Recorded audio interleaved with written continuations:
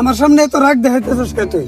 রাগ দেখাম না মানে পাড়ার এলাকার পোলা মানে আমার উপরে আতো দেয়। তোমার মতন বড় ভাই থাকতে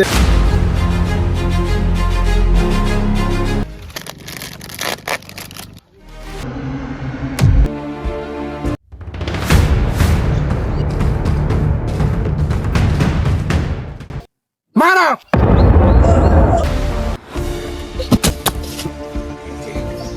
উপায় একটা আছে। কি উপায়? পুরানো একটা কথা আছে, শুনোস নাই? কান টানলে মাথা আসে।